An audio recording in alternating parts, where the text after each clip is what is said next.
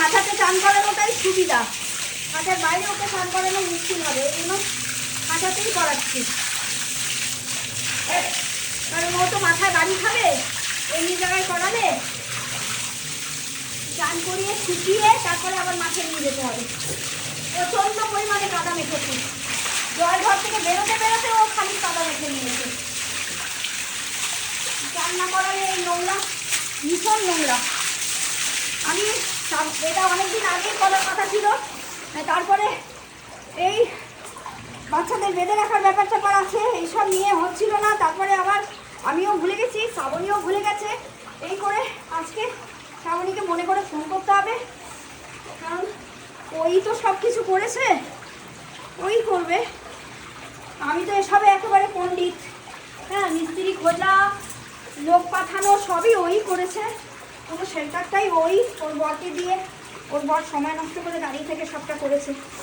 আমি তো খালি নামেই শেল্টার। যাই হোক, সবই ওই করেছে, ওর বর। ও না, অ্যাকচুয়ালি ওর বর করেছে।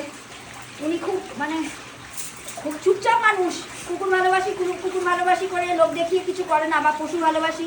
ওনার ওখানে অনেক গরু আসে, গরুদের খেতে দেন, কুকুরদের খেতে দেন, এইসব করেন।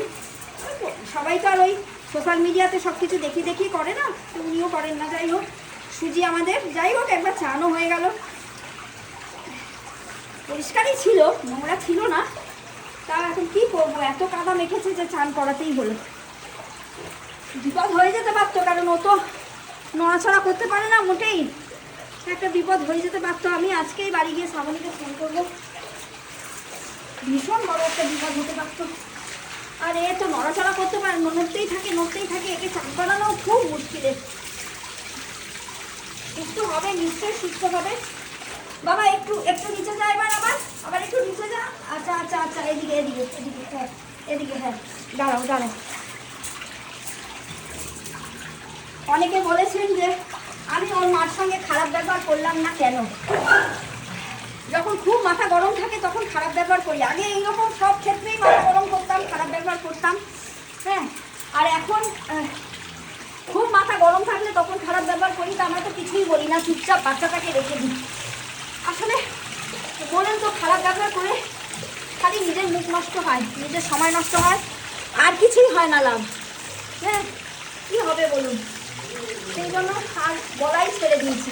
খুব মাথা গরম না থাকলে আর কাউকে কিছু বলি না, চুপচাপ দেখি খালি মানুষের খারাপ কাজ, অন্যায় কাজ, চুপচাপ দেখি। এই বাচ্চাটা একই দিনে দুটো DHPPL ভ্যাকসিন করেছে একটা পেট শপ থেকে। পেট শপের মালিক, যেখানে ডাক্তার সিগনেচার হওয়ার কথা, সেখানে পেট শপের মালিক নিজের দোকানে স্ট্যাম্প মেরে দিয়েছে। এত বড় সাহস! মানে এখন তো এসবই হচ্ছে। পেট শপের মালিক, ভেটের সিগনেচার, ভেটের স্ট্যাম্প লেখা রয়েছে, সেখানে পেট শপের মালিক নিজের স্ট্যাম্প মেরে দোকানের সিগনেচার করে দিয়েছে। এই তো এতটাই সাহস এদের। হ্যাঁ, তো কি বলবো, আমি জানি যে ওনারা দোকানদারকে কিছুই বলেননি। উনি সেদিন বলেছিল যে আমি আমার পেজ থেকে লাইভ করে বলবো, এই সেই। আমি জানি কিছুই বলেনি, কারণ আমাকে বলেছিল আমাকে ট্যাগ করবে। তো এখন ওনারা বলুক বা না বলুক, একজন ওপরে বসে সব কিছু দেখতে পায়, আর বিচার তো হবেই। এসবের বিচার হবেই, যাবে কোথায়? ও সুস্থ হবে, এটাও আমার একটা চ্যালেঞ্জ। যেমন জয় আমার কাছে একটা চ্যালেঞ্জ ছিল, তেমনি ও আমার কাছে একটা চ্যালেঞ্জ। সুস্থ ও হবেই, আর 5টা বাচ্চার মতন ও খেলে বেড়াবে, হেঁটে বেড়াবে, দৌড়ে বেড়াবে, এটা আমারও চ্যালেঞ্জ। কিন্তু এই যে কষ্টটা, এই কষ্টটা একটা সাংঘাতিক কষ্ট, চোখে দেখা যায় না। ও ঠিক করে খেতে পারে না, ও ঠিক করে ঘুমাতে পারে না। হ্যাঁ, যাই হোক, এই হলো ব্যাপার। কেটে দিই।